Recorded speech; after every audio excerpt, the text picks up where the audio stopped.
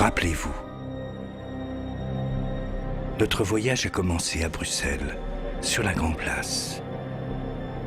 La première des 7 étapes qui conduisent au secret de la pierre philosophale.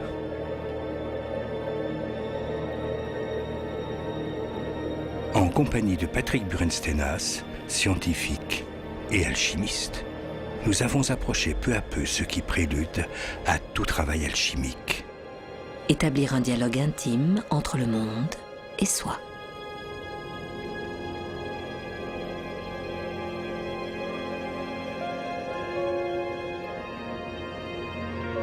Dans la cathédrale de Chartres, sur le mont Saint-Michel ou à Rocamadour, nous avons ressenti cette union mystérieuse de l'alchimiste avec la matière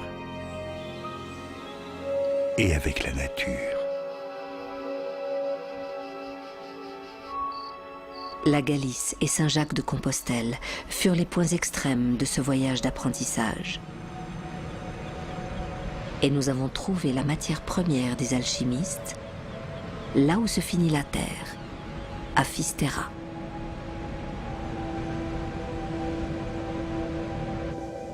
Puis, en remontant vers Paris, dans notre 6e étape, nous sommes à nouveau passés par Chartres. Là, nous avons pu déchiffrer sur la cathédrale des figures alchimiques que nous n'avions pas remarquées lors de notre premier passage. Elles seront des guides précis et techniques lors des opérations du laboratoire.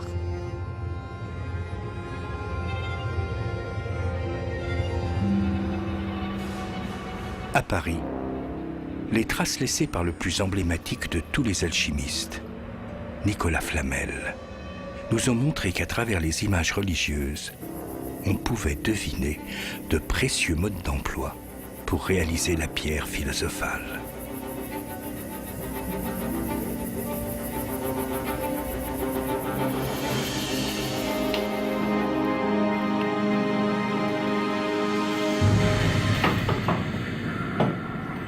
Ça prend l'énergie qu'il y a tout autour et ça la concentre en un seul point. Donc on peut dire qu'on a rectifié la matière ici et qu'à l'intérieur, la partie la plus rectifiée, c'est celle qui fera plus résistance au passage de la lumière. Ça sera donc le cristal qui sera à l'intérieur. C'est le Christos, et le Christos, c'est le cristal.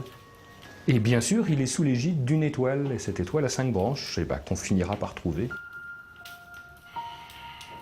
Le berceau qui est ici, l'enfant naîtra à l'intérieur. Et on n'aura plus qu'à recueillir cet enfant qui sera capable de nous éclairer. En visitant quelques églises parisiennes, comme Saint-Étienne-du-Mont et Saint-Gervais-Saint-Protais, nous avons pu retrouver de nombreux aspects de la démarche alchimique.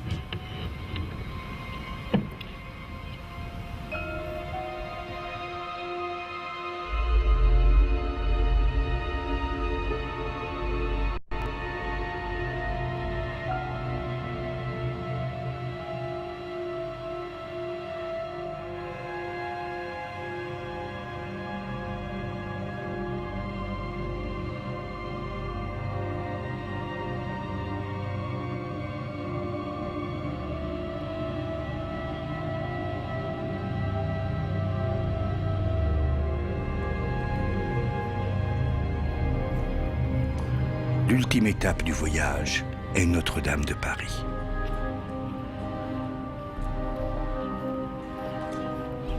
On dit que sur la cathédrale serait inscrite une synthèse de la philosophie et de la pratique du grand œuvre. Les alchimistes se retrouvaient d'abord sur le côté nord de la cathédrale, devant la porte rouge.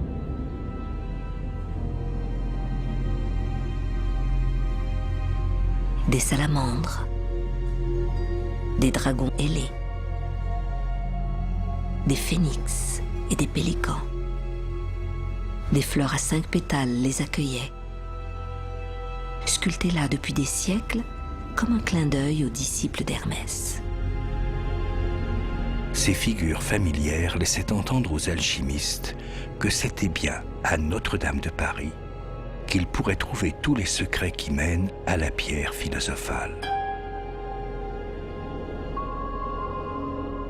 Depuis longtemps, en effet, on se doutait bien qu'ils étaient là, quelque part. En 1640 déjà, un alchimiste au nom prédestiné, Esprit Gobineau de Montluisant, avait esquissé une approche hermétique du porche central.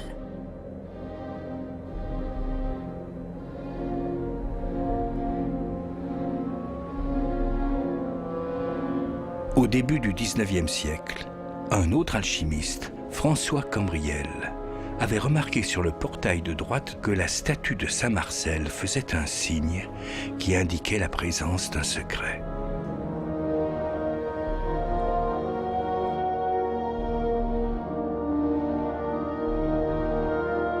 Cette statue, du XVIe siècle sans doute, remplaçait une statue médiévale à peu près identique. Puis elle fut à son tour remplacée à la fin du XIXe siècle. Le signe a disparu. Mais le secret demeure. La crosse de l'évêque pointe toujours vers un curieux motif. Un enfant emmailloté semble être gardé par un étrange dragon.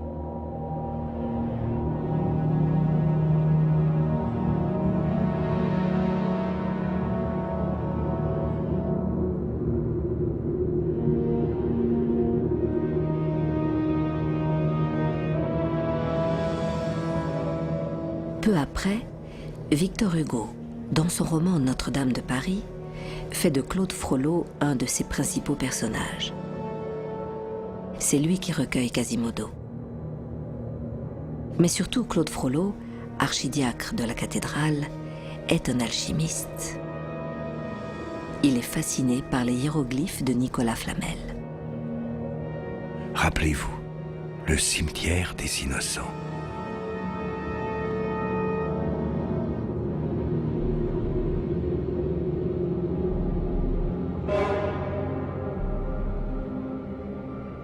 Puis, sans doute inspirés par l'œuvre de Victor Hugo, les architectes Viollet-le-Duc et Jean-Baptiste Lassus commencent à restaurer la cathédrale. Et comme pour montrer qu'ils avaient saisi le sens caché du monument, ils placent un alchimiste, avec son bonnet phrygien d'initié, au milieu des chimères et des gargouilles.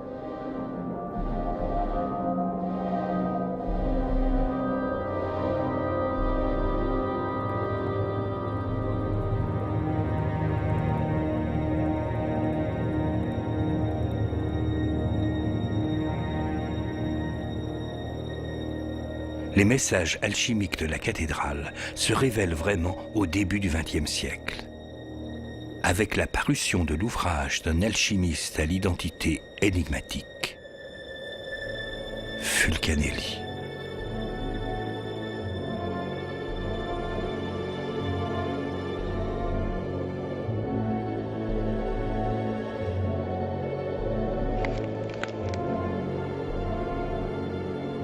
Dans le mystère des cathédrales,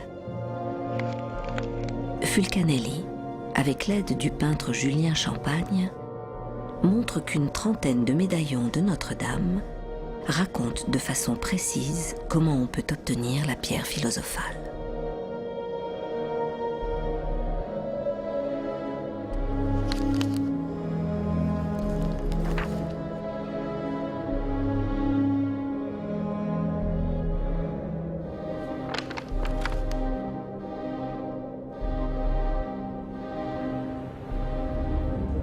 Ces médaillons alchimiques sont disposés de chaque côté du portail central de la cathédrale. Le portail du jugement, car le tympan représente le jugement dernier. C'est bien ici la fin de notre quête. Nous retrouvons notre guide, Saint Michel, qui avait initié notre voyage sur l'hôtel de ville de Bruxelles.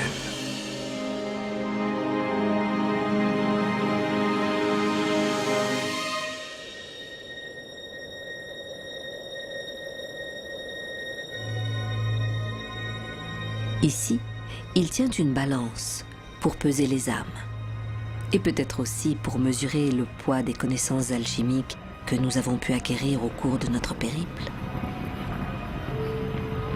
Si notre mémoire nous rappelle tout ce que nous avons appris au cours de nos différentes étapes, alors nous pourrons déchiffrer les secrets alchimiques qui sont inscrits là depuis plus de 7 siècles, à la portée du regard de tous.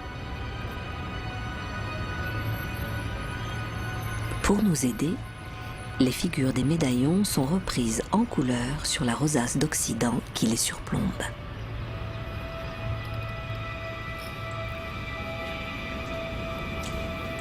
En restaurant les vitraux endommagés, Viollet-le-Duc a placé au centre de la rose une Vierge à l'enfant.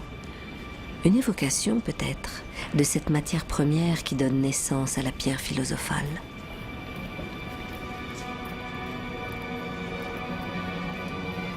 On dit qu'autrefois, il y avait un soleil à la place de la Vierge.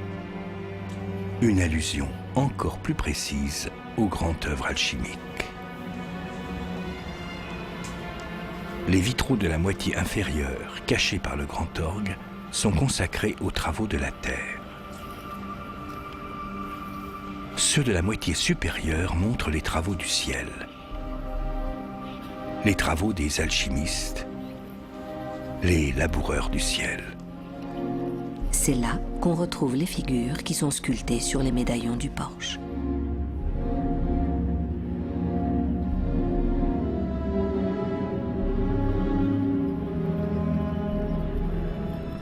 Le pilier central du portail a été détruit au XVIIIe siècle.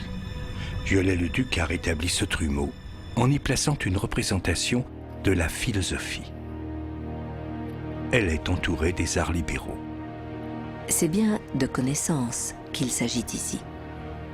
Pour les alchimistes, cette philosophie est la déesse Cybèle, la patronne des alchimistes. Elle fait le lien entre la terre, où ses pieds reposent, et le ciel que vient effleurer sa tête. Ce ciel est représenté par des nuages qui ondulent, comme de l'eau. De l'eau dans l'air. Une annonce de la rosée, si précieuse aux alchimistes. L'échelle que tient cette alchimie évoque l'échelle de Jacob. Elle monte jusqu'au ciel et donne accès à la connaissance de toutes choses.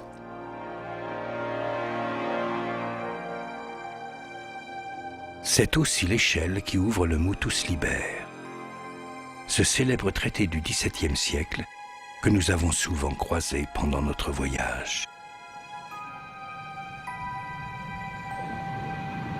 Ce livre montre à qui sait voir et rêver tous les secrets de l'alchimie. Le livre fermé peut donc s'ouvrir.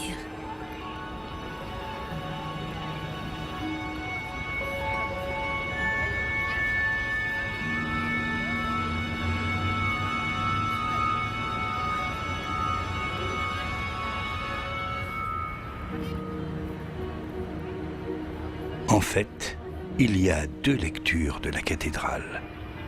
Une lecture extérieure, qu'on dit exotérique, et une lecture intérieure, secrète, ésotérique, celle de Fulcanelli et des alchimistes.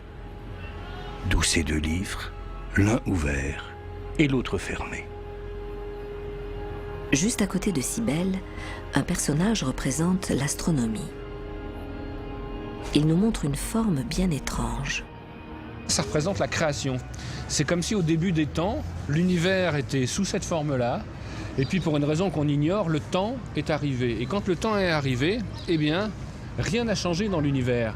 Ce qui est en haut est toujours en haut et ce qui est en bas est toujours en bas, mais le temps s'est intégré à ça. Et il y a eu mouvement, et donc il y a eu différence.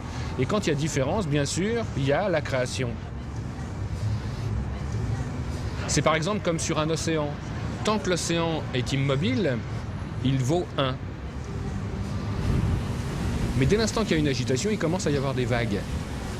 Et les vagues, elles ont un début, elles ont une fin, elles ont une vie, pourtant elles n'existent pas. La seule chose qui existe, c'est l'océan. Et la différence entre l'océan et les vagues, c'est le mouvement, l'agitation. la lumière, c'est ça, c'est-à-dire c'est l'univers immobile, et les ténèbres, c'est dès l'instant qu'il y a une agitation. Donc la lumière, c'est cette énergie primordiale indifférenciée, et les ténèbres, c'est la matière. Et c'est pour ça que le premier acte de création, c'est qu'il sépara la lumière des ténèbres. Et la lumière est au singulier, et les ténèbres multiples. Et pour retrouver l'unité, eh bien, il va falloir refaire ça. C'est ce que vont nous apprendre Notre-Dame et l'alchimie.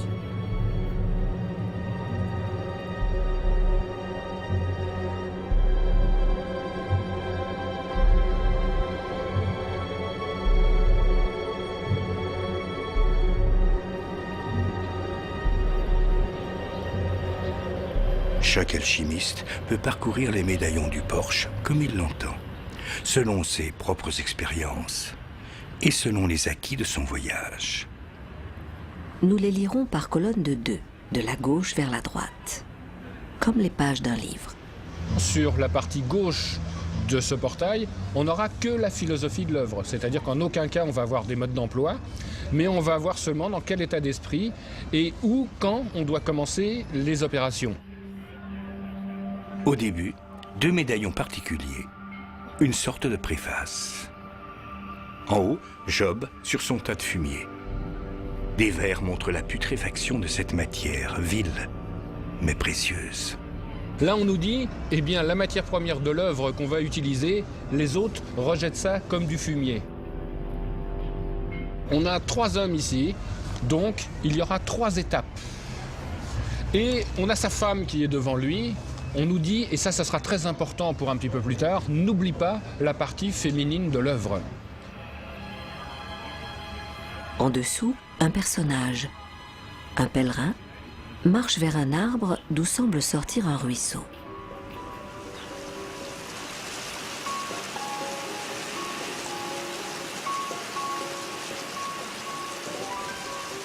On nous dit ici, tu trouveras la connaissance et tu trouveras la source de la connaissance.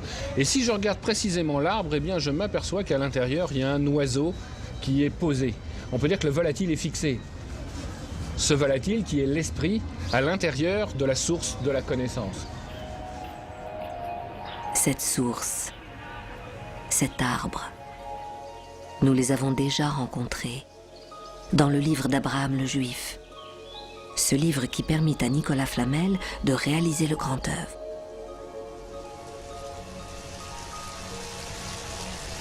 Cette connaissance, secrète des alchimistes, est dissimulée dans le discours moral et religieux qu'on prête habituellement à ces médaillons.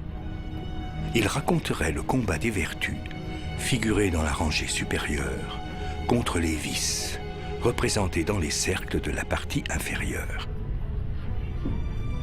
Cette interprétation morale est la lecture exotérique du porche. Elle est bien éloignée de celle ésotérique des alchimistes, qui donne de ces figures une lecture plus complète et finalement plus cohérente. Le premier médaillon de la série montre une colombe, dit-on. Elle serait le symbole de l'humilité. Et en dessous, on aurait le vice correspondant, l'orgueil, avec ce cavalier présomptueux qui tombe de cheval. Mais à Chartres, souvenons-nous, nous avons vu ces mêmes motifs. Et nous savons que cette colombe est plutôt un corbeau. Le corbeau, image de l'œuvre noire. Et la rosace confirme cette interprétation. On y retrouve notre soi-disant colombe, mais elle est dotée d'une aile noire, comme le corbeau.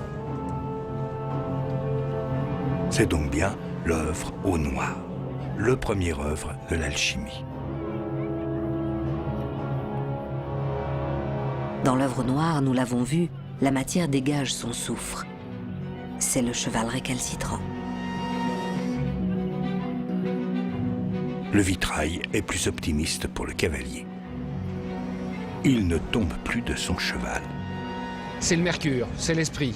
C'est le personnage qui a été capable de maîtriser son cheval. Et pour bien montrer qu'il l'a maîtrisé, il se met à l'envers et il fait un pied de nez. ce qui annonce le médaillon suivant. Il représente le caducée, comme un chartre, c'est-à-dire le mercure. On dit pourtant qu'il s'agit de la prudence.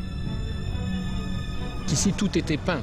Donc, le serpent était bien sûr vert, et la verge qui est au milieu était une verge dorée. Alors pourquoi on le sait? Parce que justement, au vitrail, on a les couleurs. Alors, le serpent vert va nous dire qu'il y a quelque chose de caché à l'intérieur, car la couleur verte sera toujours la couleur des choses cachées. En souvenir de l'émeraude que l'archange Lucifer portait au fond.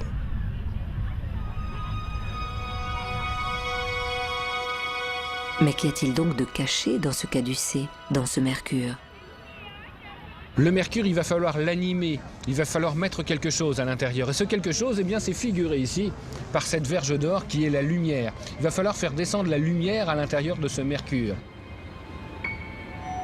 Une opération très mystérieuse, qui est un des grands secrets de l'alchimie et dont la mythologie nous propose une clé. Mercure avait une lyre à 7 cordes, finalement les 7 étapes de l'œuvre à franchir, et cette lyre, il l'a échangée avec son frère. Et son frère, c'était Apollon, et il l'a échangé contre un rayon de soleil. Et le rayon de soleil, eh bien, il est ici. Alors s'explique le sens du célèbre caducée. Mercure se promenait sur les chemins, et puis il a vu 2 serpents qui étaient en train de se battre. Et pour les mettre d'accord, il faut bien entendre le terme, les mettre d'accord, il a pris son bâton, son rayon de lumière, et il a frappé le sol. Et les 2 serpents sont montés sur le bâton. Et ils se regardent maintenant jusqu'à la fin des temps. Et si je prends ces 2 serpents, il y en a un qui est dans un sens et il y en a un qui est dans l'autre sens, et si je superpose les deux, eh bien, je vais retrouver une ligne droite, c'est-à-dire l'équilibre. Et ça ressemble étrangement au symbole qu'on a vu tout à l'heure sur Cybèle, où on avait les 2 parties qui se réunissent. Et bien sûr, quand j'ai réuni les 2 parties, je retrouve le rayon de lumière qui est au milieu, la voie du milieu.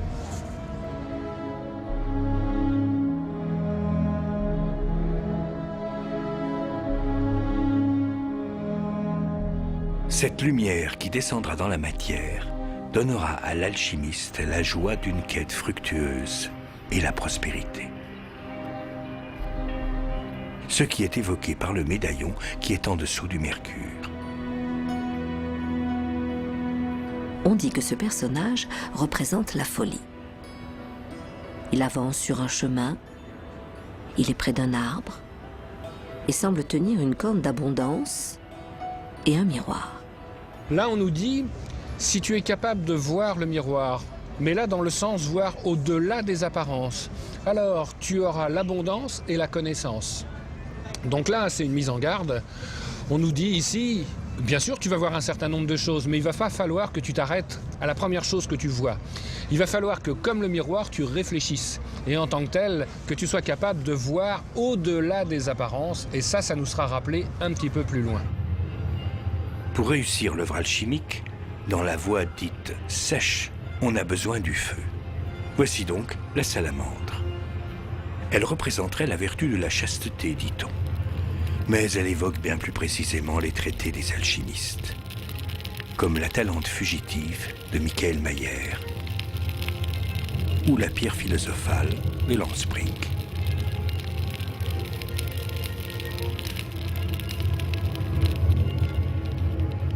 Alors au vitrail, on a une information supplémentaire. On voit un oiseau qui est au milieu de 3 flammes. Donc là, on nous donne d'une manière plus précise le nombre de feux qu'on va être obligé d'utiliser. 3 feux.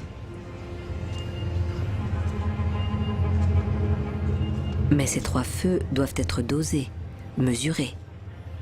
Sous la salamandre, cette balance le suggère. Il va falloir mesurer les choses, mais pas forcément mesurer avec des poids, mais mesurer dans notre travail. À pas mesurer, il va falloir avancer dans l'œuvre. Ce qui déjà nous était indiqué par les angelots de la Grand Place de Bruxelles.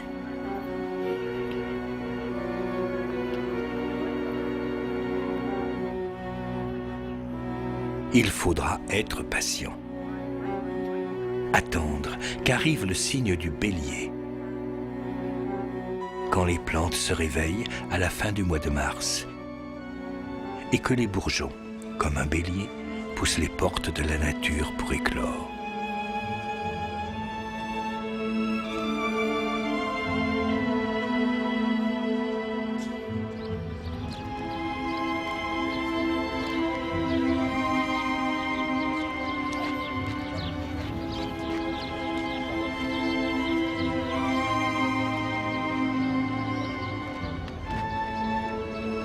Le printemps,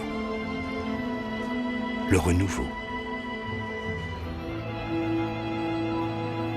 Alors pourquoi trouver sous le bélier ce personnage qui ressemble à un vieillard et qui est, dit-on, une image de l'avarice? Regardez comme il est courbé, comme il a l'air vieux, il s'appuie ici sur l'âtre de sa cheminée. On nous a dit tout à l'heure qu'on devait avoir le sens de la mesure et surtout qu'on devait travailler le feu. Eh bien là, ça nous indique quel type de feu on va utiliser. On va utiliser le feu d'un vieillard. C'est ce qu'on appelle le régime de Saturne. Ça sera un feu couvant, un feu de braise. Et c'est effectivement le premier feu qu'on devra utiliser dans le grand œuvre. Ce feu très doux convient au travail effectué dans l'Athanor, qui est le four des alchimistes. Une bougie symbolise ce feu caractéristique que montre le motus liber. Pendant très longtemps, le feu couve sous le creuset hermétiquement fermé. C'est l'œuf philosophique.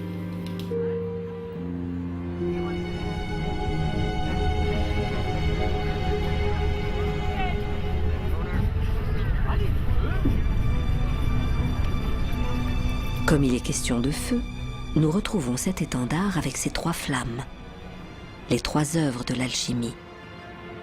Nous l'avions rencontré à Chartres. C'est un oriflamme, or-i-flamme. Donc les flammes qui nous permettent de trouver l'or et trouver la lumière. La lettre I qui est au milieu du mot représente la manifestation de l'unité. Si on regarde comment est faite la lettre I, eh bien c'est un point et un trait. Le point étant l'unité et le trait étant la première agitation du point. Et on retrouve bien sûr le symbole qu'on avait vu à côté de Cybèle, où on avait ce point qui s'agite, donc la lettre I. Donc l'or, I, flamme, par l'unité, tu trouveras la lumière grâce au feu. Mais comment le feu nous fera-t-il trouver cette lumière et cette unité?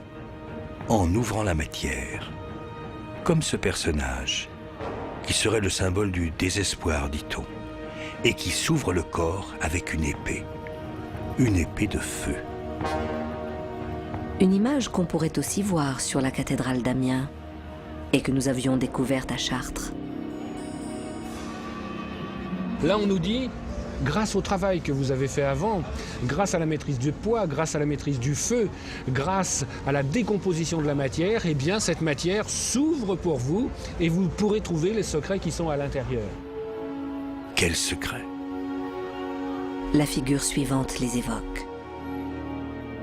Un médaillon, un peu détérioré. Une croix qui était à branches égales. Et à gauche, une sorte de disque. C'était un soleil, et en face, on voit une légère trace qui était un croissant de lune. Tout à l'heure, on a ouvert la matière, et bien quand on ouvre la matière, à l'intérieur, on va découvrir les 4 éléments et les 2 natures. Le feu, l'air, l'eau et la terre, l'homme, la femme par le soleil et la lune, une énergie qui va dans un sens pour l'homme, une énergie qui va dans l'autre sens pour la femme. On a ici tout ce que contient notre univers.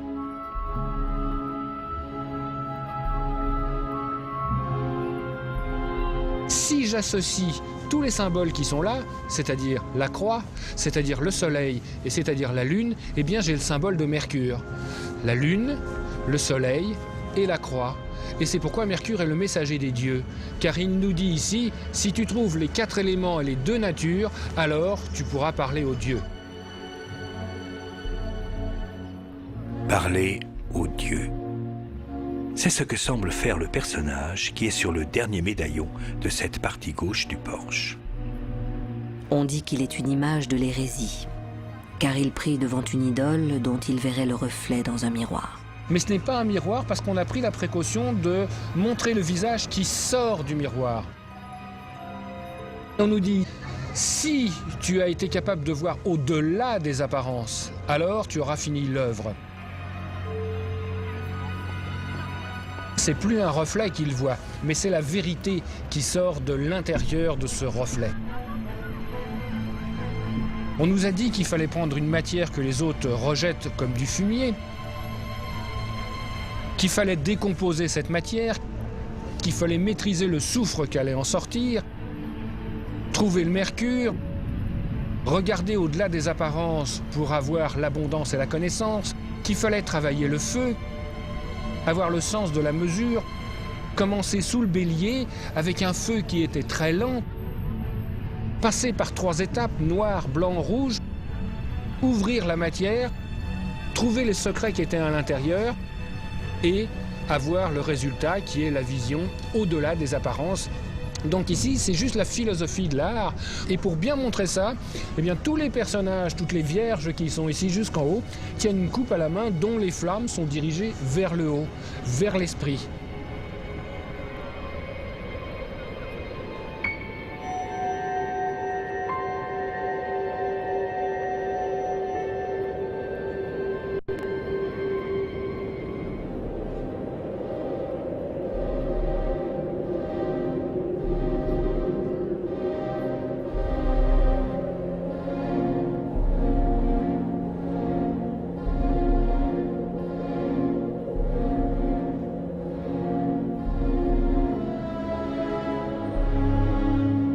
Et maintenant, de l'autre côté du portail, nous allons descendre dans la matière.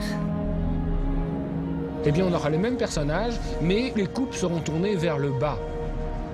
Et les flammes vont vers le bas, pour montrer cette fois maintenant cette manifestation, c'est-à-dire ce travail avec la main. Nous tournons une page et nous passons aux travaux du laboratoire. C'est d'abord la voie dite humide de l'alchimie qui est suggérée. Au lieu du feu, la voie sèche, ce sont cette fois des liquides qui vont décomposer la matière première. On sait que la première partie de l'œuvre, c'est un métal. Et pourquoi on le sait? Parce qu'on est allé le chercher jusqu'à Saint-Jacques-de-Compostelle. Alors, décomposer un végétal, c'est facile. Décomposer un animal, c'est facile. Mais décomposer un minéral, comment on va bien pouvoir faire pour décomposer un minéral? Eh bien, le mode d'emploi est ici. Un guerrier. Il nous montre un lion. Donc on peut se dire que le produit qui va permettre de décomposer notre métal, c'est un produit agressif, à cause du lion. Alors on va voir une indication supplémentaire qu'on n'a pas ici, mais qu'on aura au vitrail. On va avoir un lion, mais le lion va être vert. Alors c'est le fameux secret du lion vert des alchimistes. Qu'est-ce que c'est que ce secret? Le lion vert. De nombreux traités le représentent. La Talente fugitive ou le rosaire des philosophes. Le lion vert est ce produit agressif. Alors on va réfléchir sur un produit capable de décomposer la matière, et bien un acide bien sûr. Et on a même la couleur de cet acide, il faut qu'il soit vert. Eh bien j'ai la formule chimique ici de cet acide. Pourquoi? Si je regarde ce personnage, il est guerrier, il est martial. Et on sait qu'il y a un rapport entre les dieux et les métaux. Alors martial, Mars, est-ce qu'il y a un rapport avec le métal? Bien sûr, c'est le fer. Est-ce que je peux faire un acide avec du fer? Bien sûr. Je prends un sulfate de fer, je fais passer de l'eau dessus et j'ai un acide sulfurique. Et bien sûr, l'acide sulfurique est capable d'attaquer le métal. Mais il y a un problème. L'acide sulfurique fait avec du fer est jaune.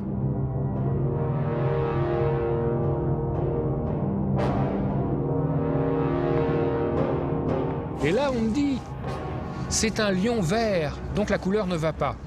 Alors je me rappelle quelque chose, c'est que tout au début, on m'a dit « N'oublie pas la partie féminine de l'œuvre ». Alors je regarde mon guerrier ici et je m'aperçois de quelque chose d'étrange. C'est qu'il a une jupe ici qui lui tombe sur les pieds. Sans doute est-ce la représentation d'un moine soldat ou d'un templier. Mais cette robe semble bien longue pour qu'il puisse livrer un combat dans de bonnes conditions. Si on a mis ça, c'est qu'on a voulu attirer notre attention sur un fait. Si ça, c'est Martial, c'est Mars, ça, c'est une femme, et si c'est la femme, c'est Vénus. Est-ce qu'il y a un rapport entre Vénus et les métaux? Bien sûr, Vénus, c'est le cuivre. Est-ce que je peux faire un acide avec du cuivre? Bien sûr, je prends un sulfate de cuivre, je fais passer de l'eau dessus et j'ai un acide sulfurique bleu. Eh bien, un acide sulfurique bleu plus un acide sulfurique jaune, j'ai bien un acide double vert et voilà le secret du lion vert des alchimistes.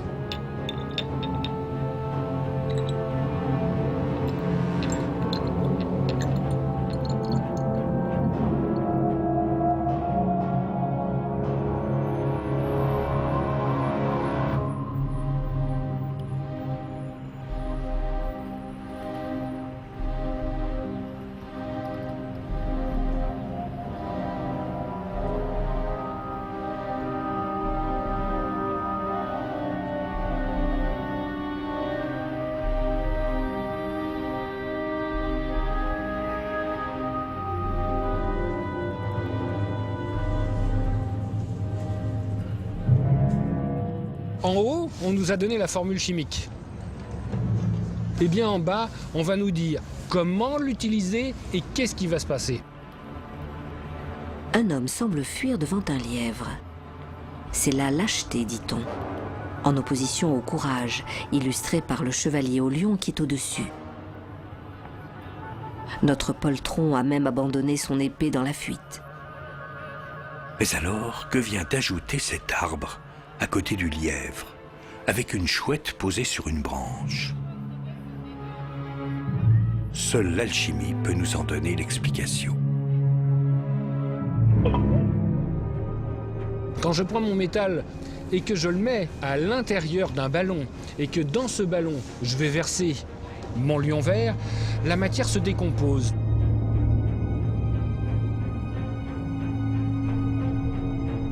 Mais quand la matière va se décomposer, il va y avoir des cristallisations qui se font à la surface. Et ces cristallisations vont prendre la forme d'oreilles de lièvre. Les chimistes appellent encore ça aujourd'hui de ce nom-là. Mais pour que ça marche, comme c'est un produit qui va être photosensible, ça doit être fait dans le noir. Et c'est pourquoi on a une chouette. Alors en haut, on a le produit et en bas, on a le mode d'emploi. Au bout de quelques jours, le lion vert se décompose en plusieurs couleurs. Il a donné naissance à ce que les alchimistes appellent l'arc-en-ciel.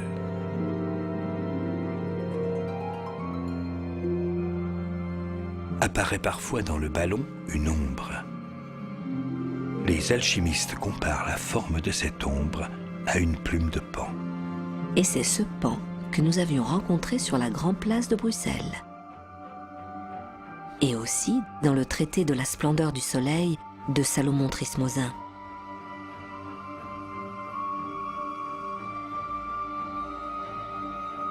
Notre matière première est en train de mourir, sous les coups du lion vert. Elle devient la tête de mort des alchimistes. Mais son esprit s'est dégagé. Il a traversé l'acide pour donner naissance à des cristaux et former nos fameuses oreilles de lièvre. Ou des feuilles de chêne, disent encore les alchimistes. La loupe permet de mieux les observer. Si les oreilles de lièvre sont rouges, l'opération a réussi. La pierre philosophale est en vue. Sinon, il faut tout recommencer.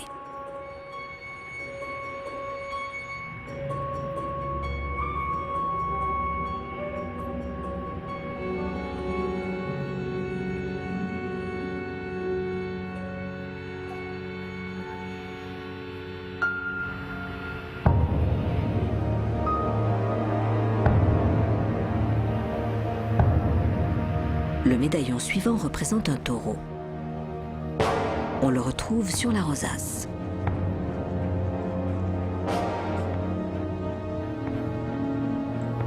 Il fait écho au bélier, qui est représenté lui aussi sur la rosace et sur la partie gauche du porche. Le bélier et le taureau délimitent la fenêtre temporelle pendant laquelle on peut se lancer dans les travaux du grand œuvre, comme on le voit dans le Mutus Liber.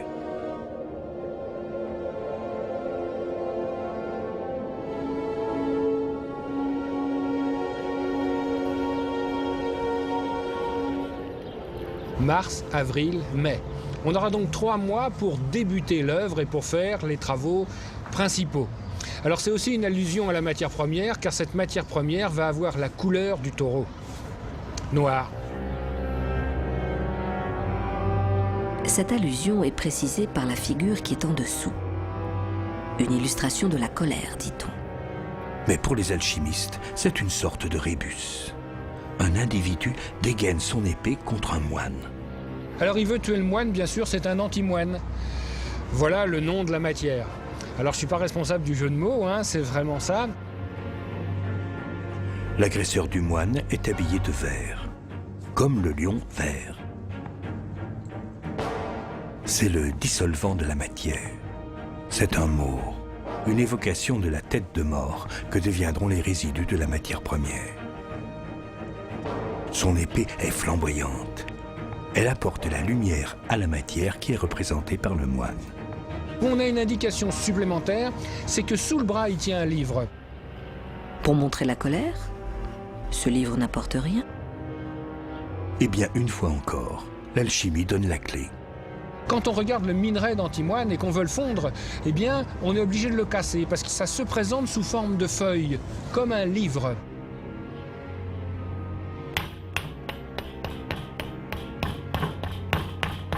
Un bloc d'antimoine tel qu'il sort de la mine. Il forme des sortes de lamelles que les alchimistes ont comparées aux pages d'un livre. L'antimoine est comme un livre de la nature. Donc il faudra être capable, grâce à l'épée, d'ouvrir le livre pour enfin pouvoir travailler avec cette matière première.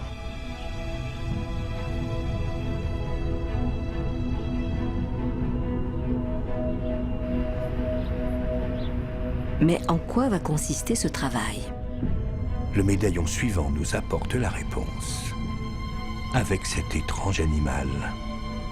Il a une queue de coq et une tête de renard. Eh bien, quand on décompose l'antimoine, on découvre à l'intérieur le soufre et le mercure. Alors le mercure est figuré par la queue du coq, puisque le coq, bien sûr, représentera toujours Mercure, parce que c'est lui qui annonce le soleil levant, il annonce la lumière.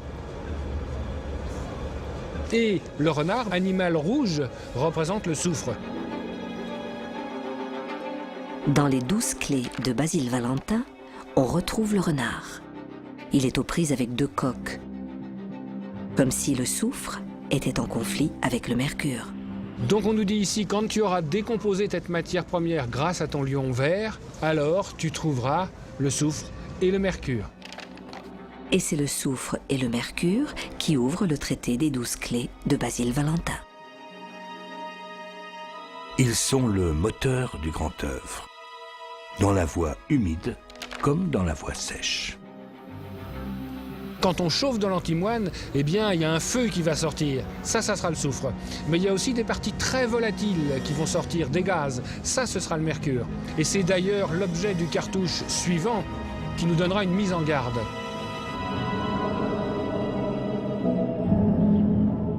C'est une reine et on a son serviteur. Et son serviteur lui apporte une coupe. Mais la reine lui met un coup de pied. Alors la reine, c'est la femme, et la femme représente toujours le mercure, le messager des dieux. Le mercure est paré de rouge et de vert, les 2 couleurs complémentaires. Associées, elles ouvrent le chemin de l'unité. Un chemin difficile, car le mercure mal dosé peut devenir un explosif. Quand on va décomposer la matière, on va avoir des parties très volatiles. Et on nous dit ici, attention, ces parties très volatiles, vous risquez de les prendre dans la figure. Donc on a cette coupe ici qui est retournée par la reine. Si on n'est pas un bon serviteur de la reine, un bon serviteur du mercure, alors on risque l'explosion. Il n'y a pas un seul alchimiste à ma connaissance, en tout cas qui suit une voie dite sèche, c'est-à-dire une voie où on va utiliser des feux forts, eh bien qui n'ont pas eu une fois une explosion de leur creuset. c'est-à-dire que la maîtrise du feu s'acquiert avec le temps.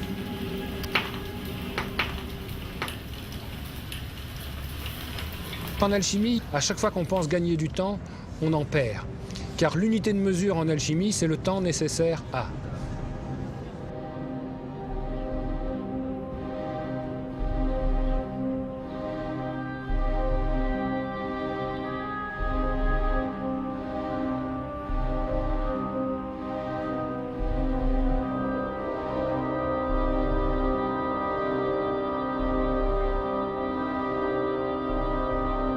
À cette étape de l'œuvre, on a décomposé la matière, on l'a purifiée, on a trouvé son sel, son soufre, son mercure. Maintenant, on vérifie bien qu'on a toutes les parties. On fait notre checklist. Effectivement, ce personnage semble tenir une sorte de liste dans la main droite. Et dans l'autre main, eh bien, on le voit mal ici, mais on le voit mieux au vitrail, on a une espèce d'arbre à 4 branches. Donc on a trouvé ici les 4 éléments. Cette plante suggère aussi que toute matière, qu'elle soit végétale, animale ou minérale, est composée de la même façon. Elle réunit les 4 éléments, les 2 natures, masculine et féminine, et les 3 principes, sel, mercure et soufre. Pour donner un exemple, avec les végétaux, le soufre d'un végétal, ça sera son huile essentielle, et ça sera toujours rouge. En cueillant les fleurs du millepertuis, la fleur aux 1000 portes, et en mettant ces fleurs dans de l'huile,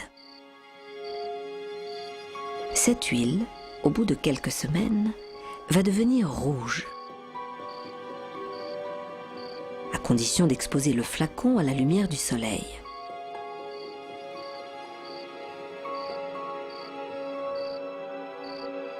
L'huile aura capté ce qu'on appelle le soufre de la plante.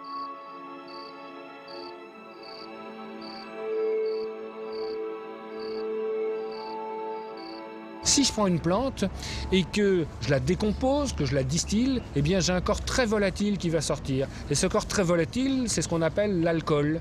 Et cet alcool, c'est le mercure de la plante. Pour bien montrer que l'esprit est à l'intérieur, c'est ce qu'on a appelé un spiritueux. Cet esprit de la plante, les moines du Moyen-Âge étaient devenus experts dans son extraction.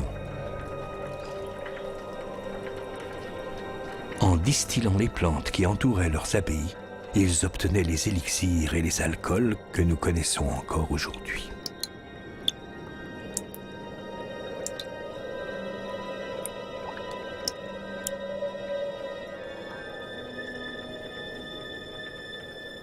Et la dernière partie de la plante, ça sera la partie la plus fixe, la plus indestructible. Si je prends une plante, que je la calcine, que je la brûle, eh bien il restera toujours quelque chose. Et ce quelque chose indestructible, ça sera le sel de la plante. Les résidus du millepertuis deviennent noirs, comme si la vie s'en était allée. C'est en somme le corps de la plante. Ce corps est calciné et réduit en cendres.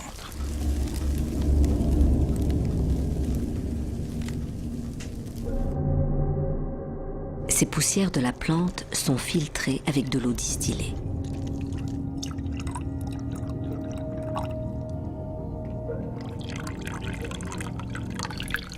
Cette eau contient maintenant les parties les plus fines des cendres.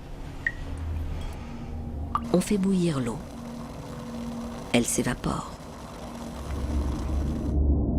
Il reste une matière blanche, le sel. C'est le sel du millepertuis.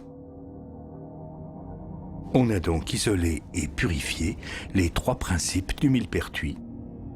Le sel, le soufre et le mercure. Eh bien, comme dans une plante, notre antimoine aura son sel, son soufre et son mercure. On passe maintenant à la seconde partie de notre œuvre, où on va recombiner, recomposer la matière. Et là, c'est ce qu'on voit, on l'avait déjà vu à Chartres, une noce chimique. Notre soufre, représenté par l'homme, notre mercure, représenté par la femme, c'est-à-dire une partie de l'antimoine qui va être huileuse, une partie de l'antimoine qui va être très volatile, et il va falloir associer les deux. Poursuivons notre exemple avec le millepertuis. Versons le soufre, l'huile rouge de la plante, Dans le mercure, l'alcool de la plante. L'huile et l'alcool refusent de s'unir.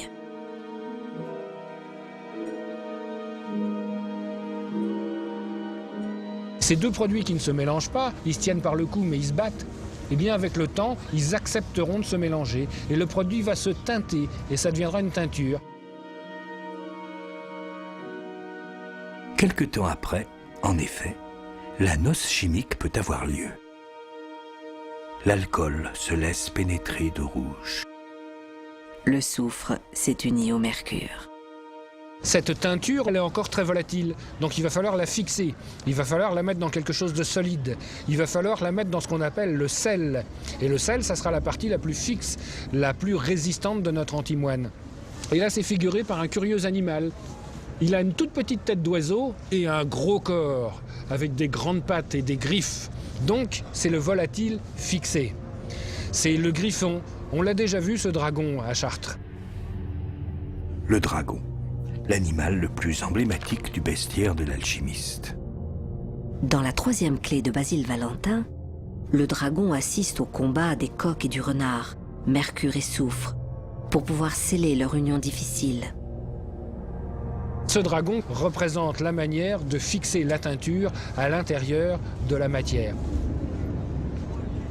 En réalité, la teinture ne va servir qu'à purifier les sels d'antimoine. Et quand le sel sera purifié, alors l'œuvre au blanc sera terminée.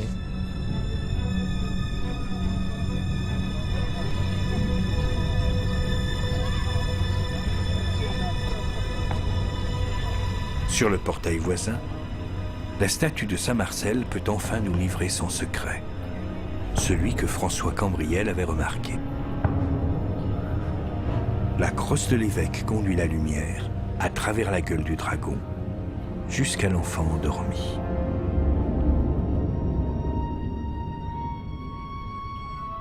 Ainsi le dragon peut-il faire naître la pierre philosophale.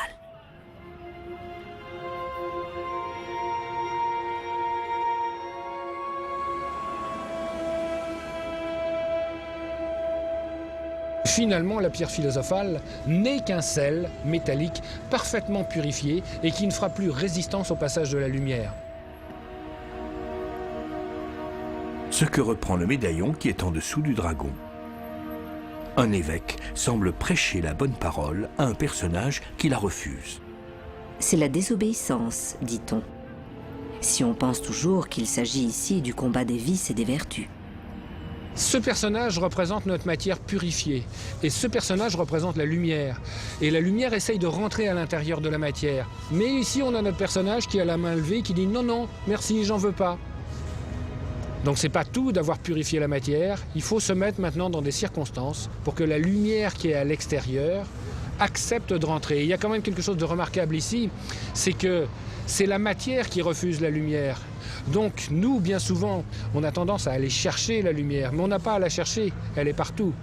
L'effort qu'on fait le plus souvent, c'est l'empêcher d'entrer. Donc ce qu'on doit faire finalement, c'est ne plus empêcher la lumière de rentrer dans la matière, et c'est ce qui est figuré ici.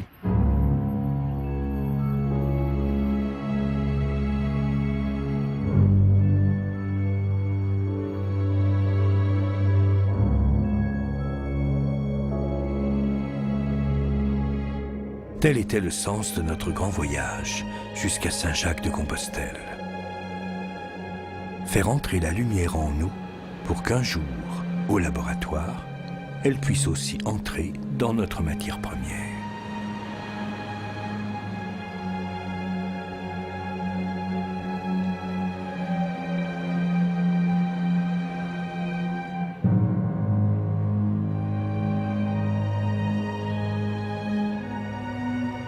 On peut emprunter la voie sèche ou la voie humide de l'alchimie. Le chemin du feu ou celui des liquides. Le but est le même, arriver à la pierre philosophale.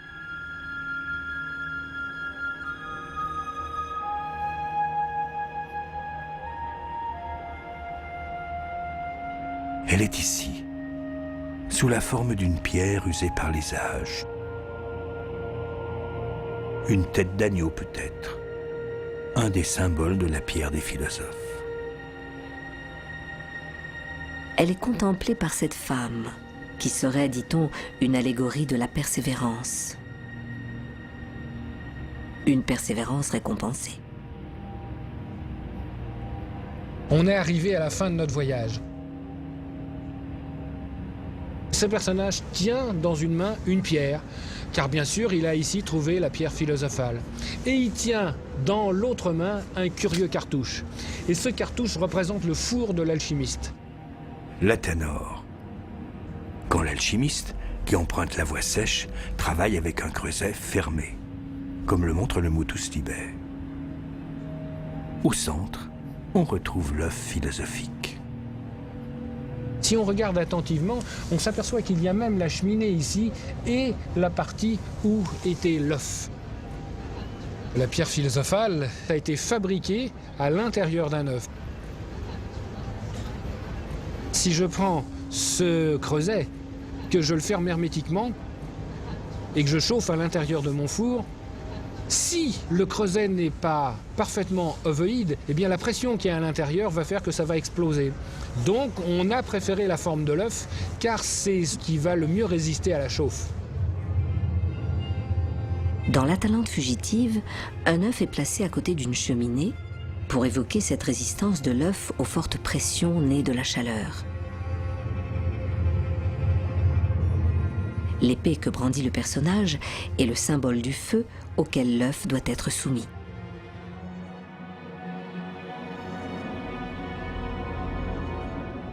Le traité de la splendeur du soleil montre le contenu de l'œuf philosophique.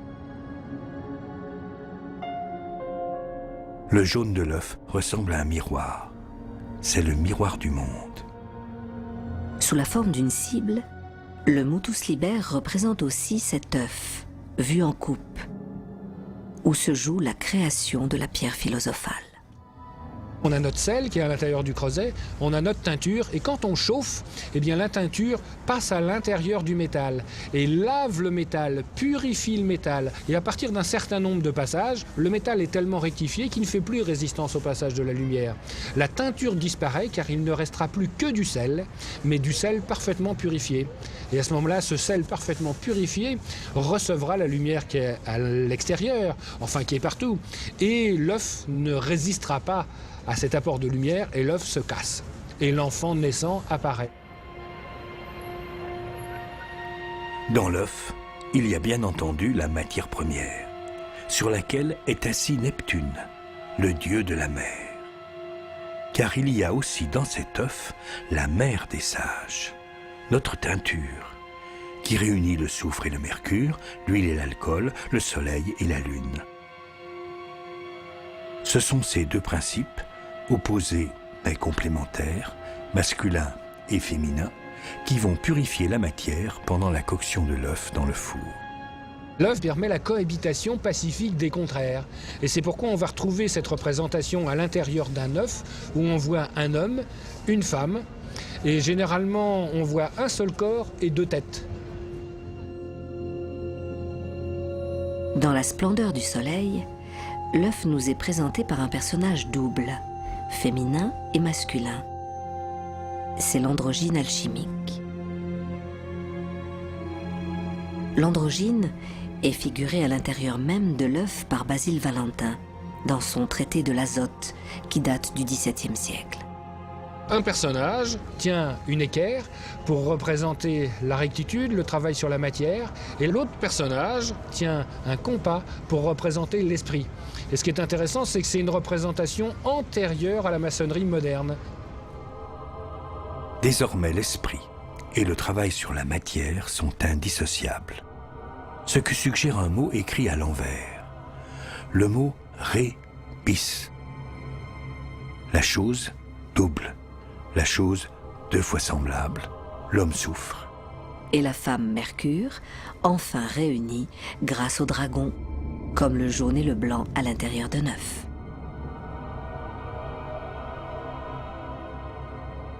Dans l'Atalante fugitive, Le ré-bis parachève l'union de ces deux natures.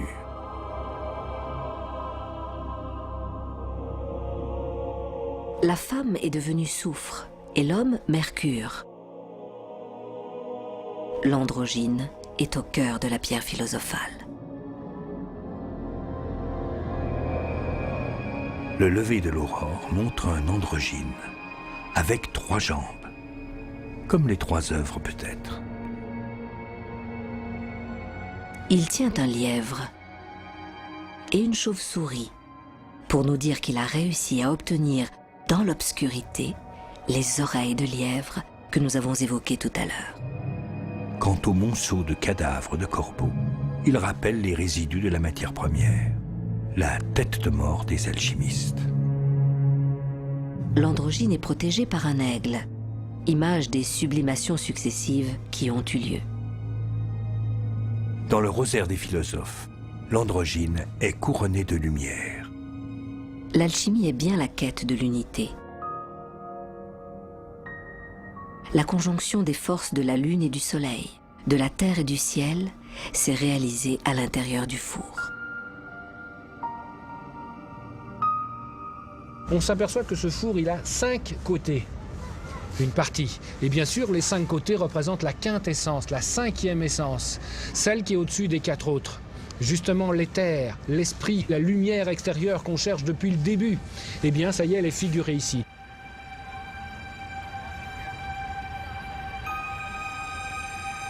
Cette forme évoque aussi l'étoile à 5 branches qui apparaît dans le régule quand on travaille au foyer avec un creuset ouvert. Ce sont les mêmes principes qui se manifestent dans l'œuf qui est dans la tanore ou dans le régule qui est dans le foyer.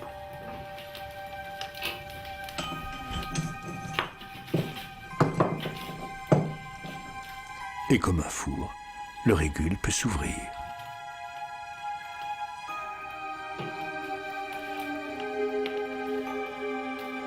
L'étoile à 5 branches est bien là. L'œuvre au blanc a été réalisée.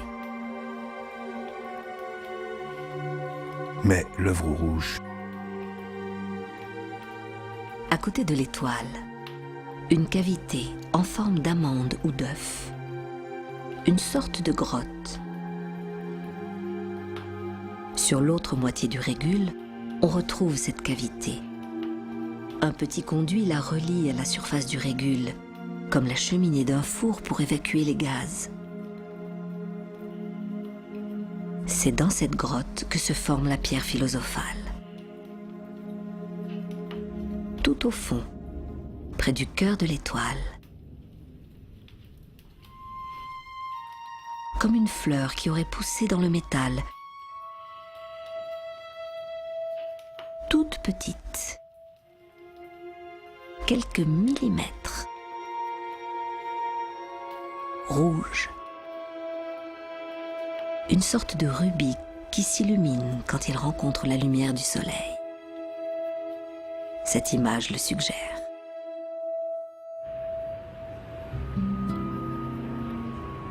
le grand œuvre est achevé. Serait-ce la fin de notre quête? Alors une fois que l'adepte a trouvé la pierre philosophale, eh bien ça y est. La nature s'ouvre à lui, il est capable de voir ce qu'il y a dessous, de voir les secrets. C'est aussi ce qu'on appelle la nature naturante. Et c'est figuré par un personnage qui rentre à l'intérieur d'un sanctuaire. C'est-à-dire que la matière a accepté de s'ouvrir pour lui montrer son cœur, pour lui montrer son esprit. Il a trouvé le point commun de chaque chose. L'univers est un petit point perdu dans lui.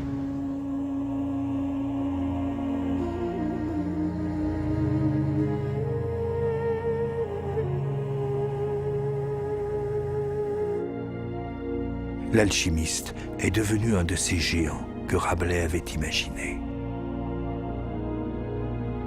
Le monde est à lui.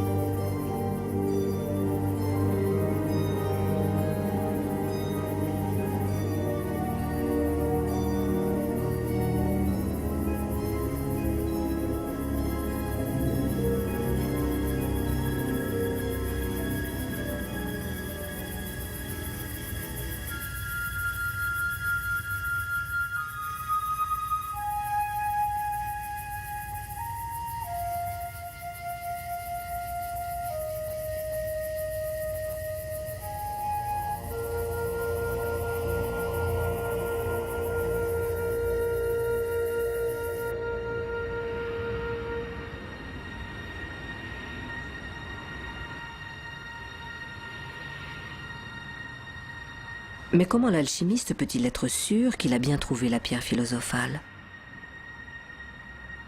Si ce n'était qu'une simple pierre précieuse, un rubis. Il doit réaliser une dernière opération. Elle est évoquée par le premier des 2 médaillons particuliers qui font écho aux 2 médaillons du début. Comme une conclusion.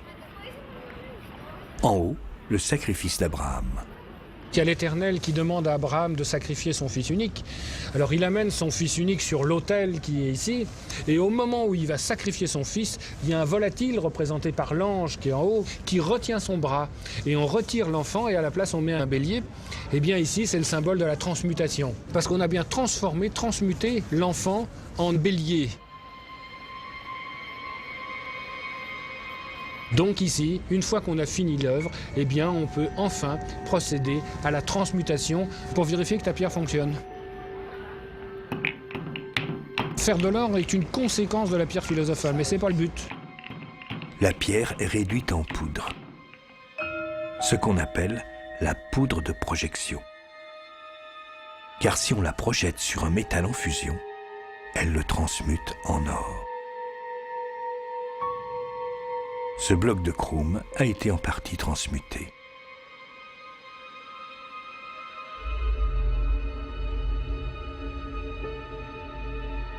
Comme le phénix, la pierre philosophale est née d'une mort, celle de l'œuvre noire.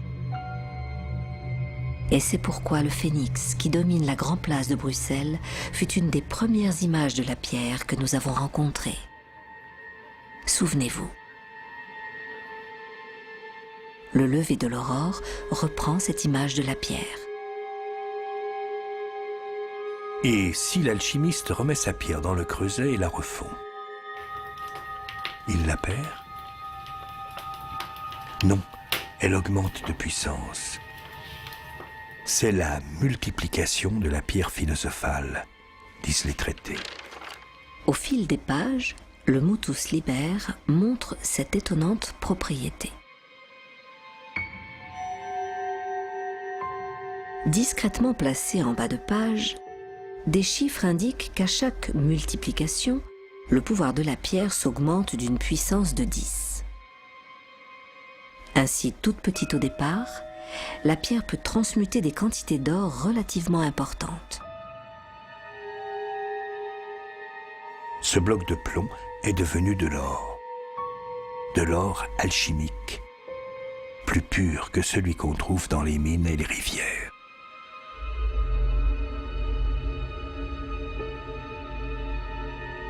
Cet or alchimique aurait donné à cette rose d'or son étrange éclat.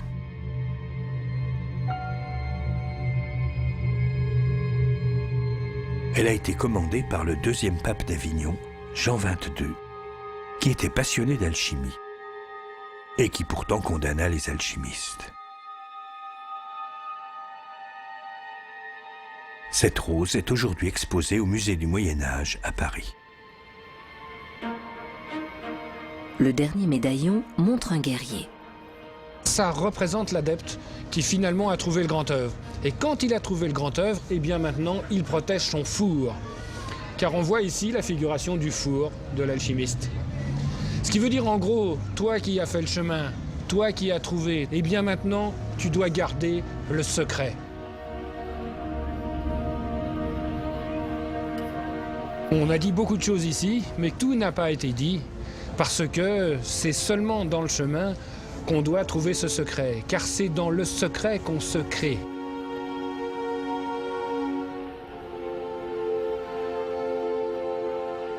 Souvenez-vous, au début de notre voyage, étions-nous prêts à comprendre ce que nous comprenons maintenant ?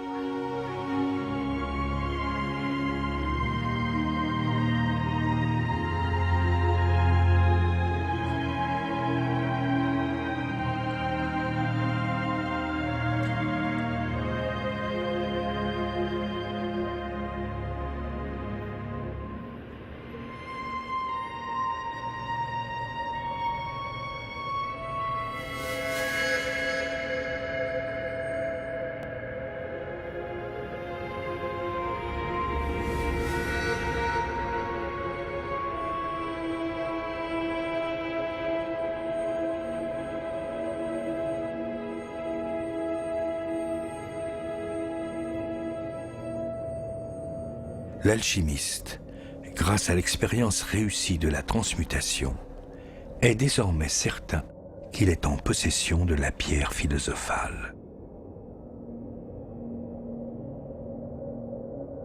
Mais que fait-il alors de cette pierre et de son extraordinaire pouvoir? Il ne s'en sert pas pour s'enrichir en fabriquant de grandes quantités d'or, non. Alors,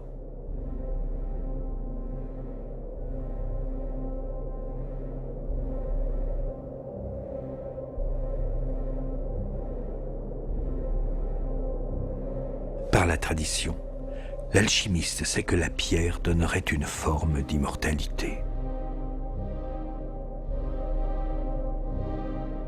Mais quelle immortalité? Et comment?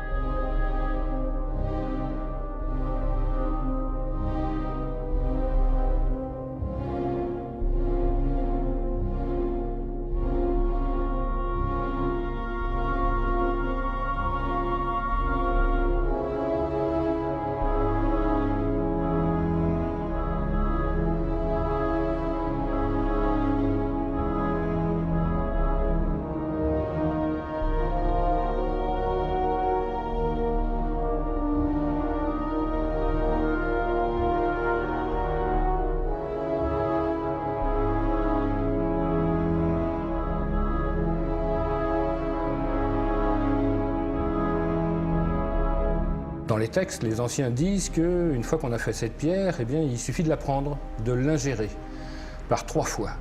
Et si on l'ingère, eh bien, on trouve sans doute ce que cherchait l'alchimiste.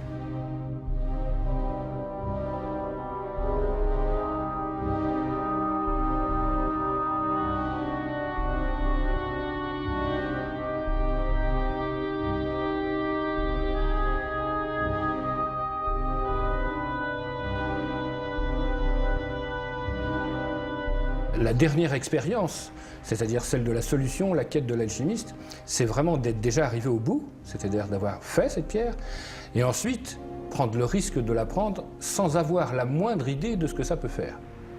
Et on peut penser que si on n'est pas prêt, quand on va faire cette expérience, on risque sa peau.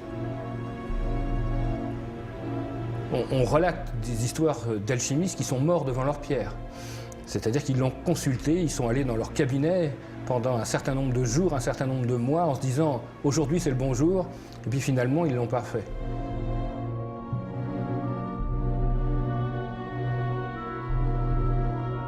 C'est presque pas nous qui décidons. À un moment on va se dire « c'est le moment ». Pourquoi? Il n'y a pas de raison. Et je pense que la meilleure manière de le faire, c'est qu'il n'y ait pas de raison. C'est qu'on soit appelé par l'expérience.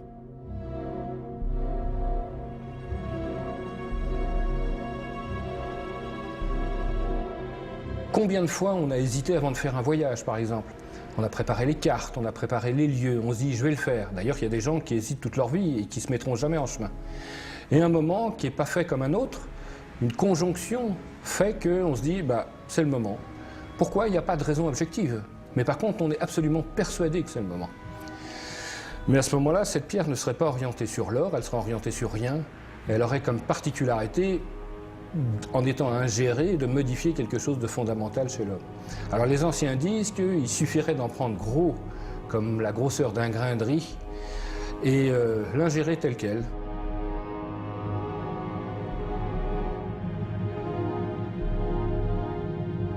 Mais que se passe-t-il alors? La première chose, quand on va prendre la pierre, c'est rien. C'est-à-dire qu'il ne se passe rien. Finalement, on a pris un tout petit bout d'un cristal qui est issu d'un métal, et il n'y a pas de raison particulière qu'il se passe quelque chose, sauf un empoisonnement. C'est-à-dire qu'on pourrait s'intoxiquer au métal. Donc il ne se passe rien. Alors évidemment, imaginez, c'est une quête d'une vie. Pendant une vie, vous avez cherché quelque chose, vous l'avez trouvé, et ce quelque chose, vous dites, c'est l'aboutissement. Alors, le fait de le prendre est aussi le risque de dire, toute ma vie n'a servi à rien, parce que si ça ne marche pas, alors tout ce que j'ai fait avant n'a servi à rien.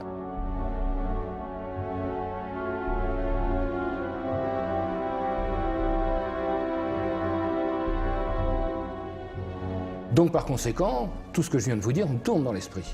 Et j'ai perdu mon temps, et ça servait à rien, et on me l'avait bien dit, imaginez, hein. Alors évidemment, on se lève de la chaise. Et au moment où on va se lever de la chaise, impossible de bouger un muscle. Et le corps tombe. C'est-à-dire qu'on fait une chute qui ne s'arrête pas au sol. C'est-à-dire qu'on a l'impression de tomber, de continuer à tomber. Et à ce moment-là, il se passe quelque chose de très étonnant, une explosion silencieuse. C'est-à-dire qu'on a l'impression qu'on a une lumière qui explose à l'intérieur, derrière les yeux. Et on a l'impression que des milliards de particules lumineuses partent aux quatre coins de l'univers. On a l'impression vraiment d'avoir une dissolution complète.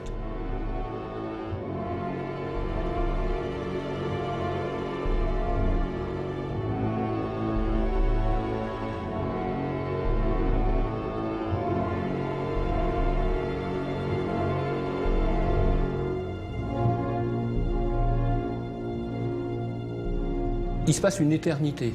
Alors l'éternité, ça ne veut pas dire que c'est long, ça veut juste dire que le temps ne s'écoule pas. On n'a pas la notion du temps qui s'écoule. Et puis tous ces petits points qui partaient du quatre coins de l'univers semblent revenir. Et c'est comme si ces points se cristallisaient en un seul point. C'est comme si c'était des épingles, des aiguilles qui venaient du quatre coins de l'univers et qui se plantaient à un endroit. Donc on a une concentration à un point.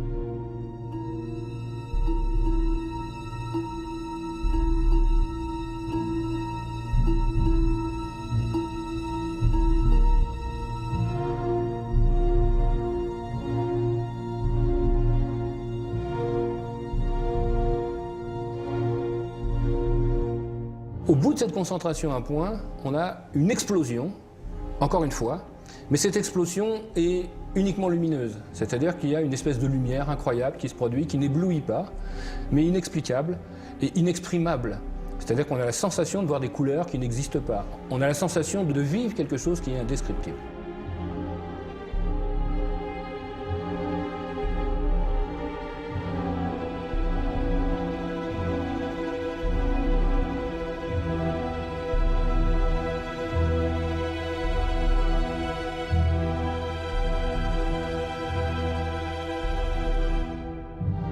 Ensuite, cette lumière s'estompe et on a l'impression que les sensations reviennent. Et ce n'est pas du tout agréable. C'est-à-dire que c'est comme si le corps se reconstituait, mais reconstruit par des épingles qui se mettent.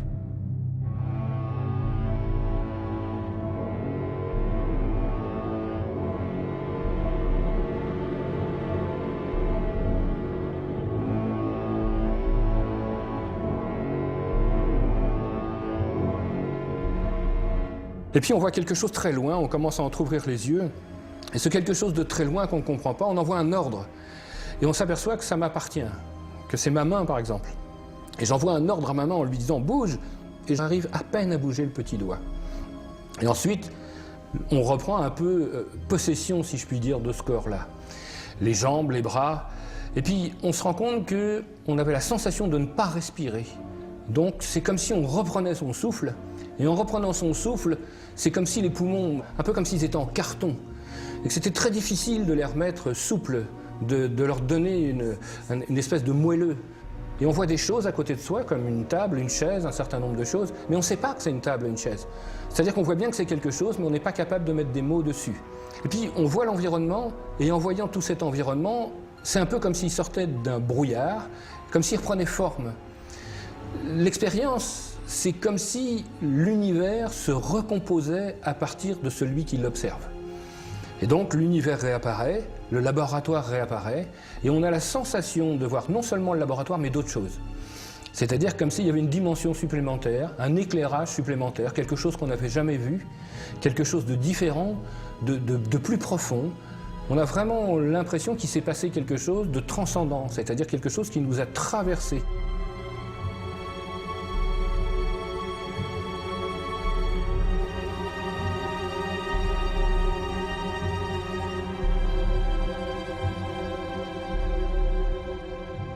il y a avant et après. Bon, généralement, quand on a fait l'expérience, on ne l'oublie jamais, hein. Et ces couleurs, ces formes, ces sensations restent toujours là. On a juste qu'à éviter qu'un voile de noirceur, de quotidien se mette dessus pour ne pas perdre de vue cette vision poétique.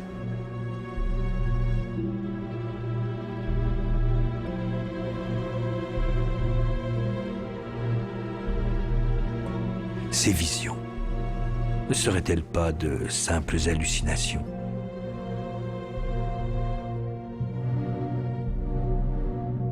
Alors il y a les deux hypothèses, soit c'est seulement biochimique et il se passe quelque chose, soit c'est vraiment l'ouverture sur quelque chose d'autre.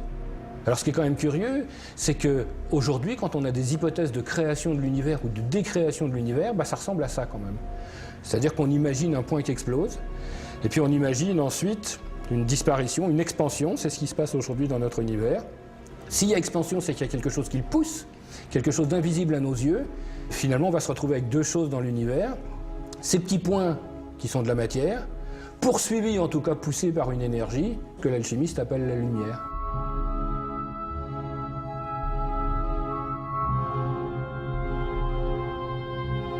Et on peut parfaitement imaginer que cette lumière faisant une pression sur la matière, eh bien qu'elle finisse par écraser cette matière et la retransformer en lumière.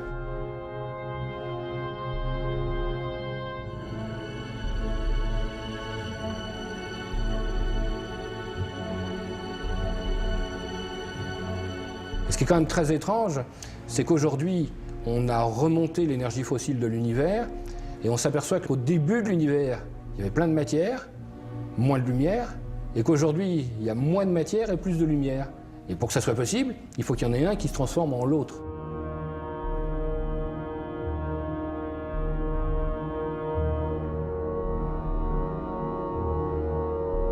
Les trous noirs, eh bien, sont des machines à transformer la matière en lumière.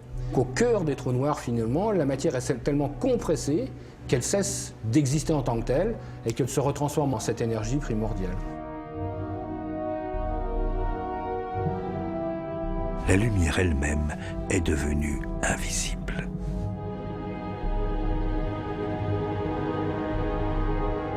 Une des grandes énigmes de l'univers. L'alchimie donnerait-elle une réponse? Ce qui est très intéressant pour nous, alchimistes, c'est que nous sommes à la quête de la pierre des philosophes. Et la pierre, que ce soit en hébreu, que ce soit en gaélique, que ce soit dans de langue ancienne, se dit Gale, parce qu'elle laissé Galet. Et évidemment, c'est pour ça qu'on a commencé en Gaule et qu'on a terminé en Galice, sur la même musique, bien sûr. Et en hébreu moderne, Gale, ça veut dire onde. Donc c'est à la fois l'onde et à la fois la pierre, c'est-à-dire à la fois le début et à la fois la fin.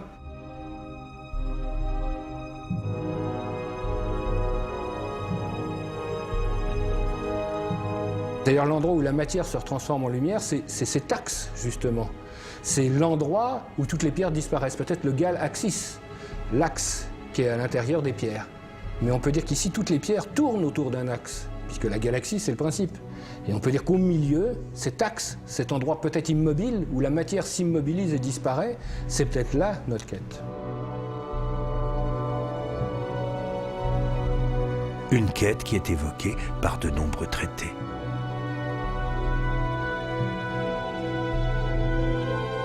La splendeur du soleil. Le motus liber. Le livre muet. Mais ô combien parlant.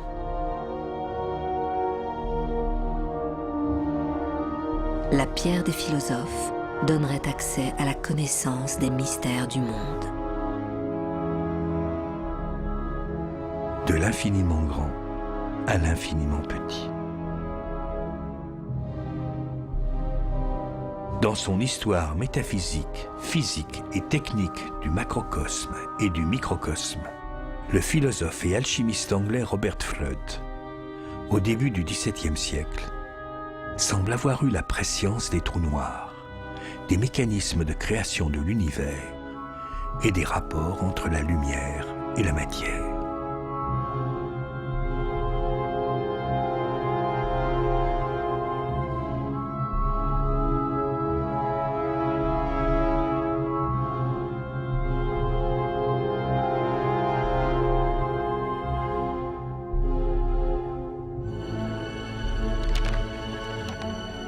Peut-être est-ce bien la pierre des philosophes qui fut à l'origine des intuitions de Robert Fludd.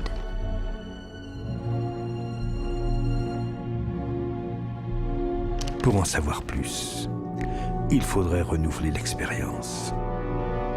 Les anciens disent, si on la prend une fois, on est ici, mais on a accès à autre chose. Si on la prend 2 fois, on est ailleurs, mais on a accès à ici. Et si on la prend 3 fois, ceux qui l'ont pris sont pas revenus pour le dire. La seule chose qu'on peut imaginer, c'est que la bulle qu'est l'alchimiste s'est remplie de lumière, et la bulle, par conséquent, cesse d'exister. Et il est dans la connaissance, c'est-à-dire qu'il est dans toute chose.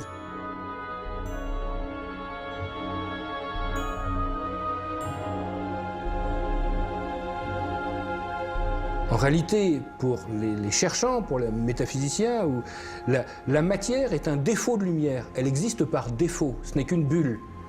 Et le reste autour perd le titre d'unité et maintenant s'appelle lumière. Donc on peut imaginer qu'il y a des dépressions qui se créent dans l'univers nouveau et que ces dépressions, c'est ce qu'on appelle la matière. Et que la lumière appuie dessus. Donc le but du jeu, pour retrouver l'unité, c'est que ces bulles disparaissent. Pour qu'elles disparaissent, il faut qu'elles se remplissent de lumière. Donc on soit capable de faire des trous dedans. Et toutes les quêtes initiatiques conduisent à faire des trous dans la matière, à faire des trous dans ces bulles. On dit on ouvre la matière, on éveille la matière. Et si j'ouvre cette matière va se remplir de lumière, donc cesser d'exister sans aller nulle part. Et si la lumière réussit à rentrer dans un corps sans résistance, on peut imaginer que s'il n'y a plus aucune résistance, il n'y a plus corps. Donc le corps disparaît.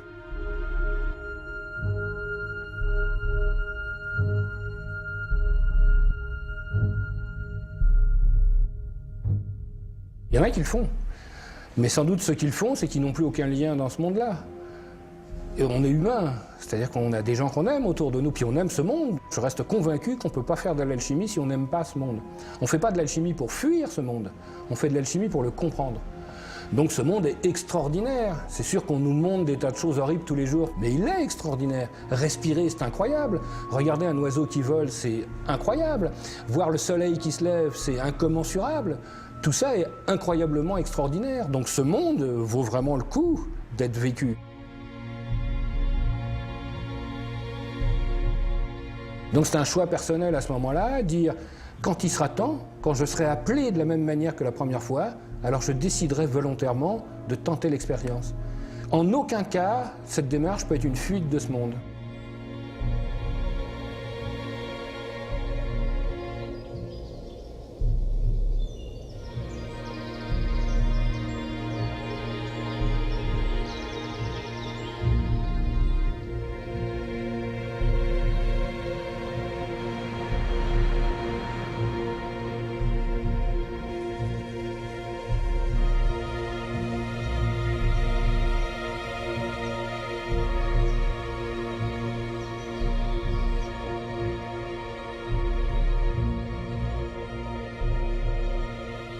Je pense qu'il y a quelque chose de fondamental aussi qui se produit après cette expérience, c'est qu'on n'a plus peur de la mort.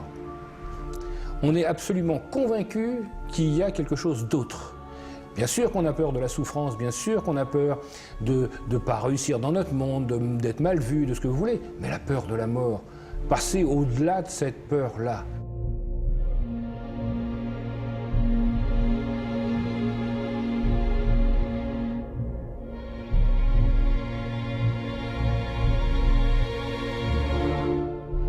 D'ailleurs, il y a des jeux qu'on fait dans la langue des oiseaux où on dit qu'au début, c'est être. Être, c'est un éternel moment présent. Dès l'instant qu'on n'est plus, on est. Naître, pour moi, c'est non-être. C'est comme si, dès l'instant que j'arrive dans ce monde, eh bien, je ne suis plus dans la totalité des choses. On pourrait imaginer, comme l'univers, qu'on ne naît qu'une fois, ensuite qu'on se transforme jusqu'à être de nouveau. Et peut-être que la pierre nous permet de faire un passage. La pierre philosophale donnerait donc la connaissance. Mais pas cette fameuse immortalité qu'on prête aux alchimistes.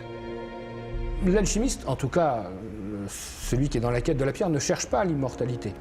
Selon la vertu que le but du jeu est de voir ce qu'il y a derrière, être immortel dans ce monde-là est d'être piégé dans un monde. Et finalement, c'est être comme sur le quai d'une gare et regarder les autres partir. Donc on ne peut pas imaginer cette immortalité. En tout cas, pas en totalité. On pourrait imaginer une augmentation de la longévité. On pourrait imaginer que la pierre, finalement, a comme vertu d'allonger un temps de vie dans cette matière, de faire que nos cellules se reproduisent à l'identique au lieu de perdre de l'information à chaque réplication. Mais on ne peut pas être immortel dans la matière, c'est-à-dire comment trouver l'unité en gardant l'individualité. Donc évidemment, l'alchimiste accepte aussi de perdre son individualité pour retrouver l'unité.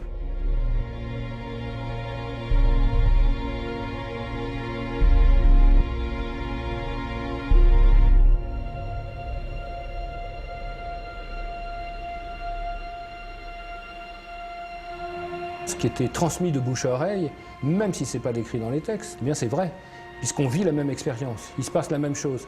Et que finalement, on commence à mettre en place un certain nombre de pièces d'un puzzle qui nous permet de comprendre quelque chose de beaucoup plus vaste.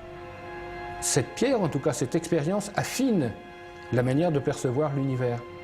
Et peut-être qu'avoir cet autre point de vue va vous rendre plus heureux. Et c'est dans ce sens-là que la transmission peut avoir un intérêt. C'est de permettre que chacun trouve le meilleur de ce qu'il est.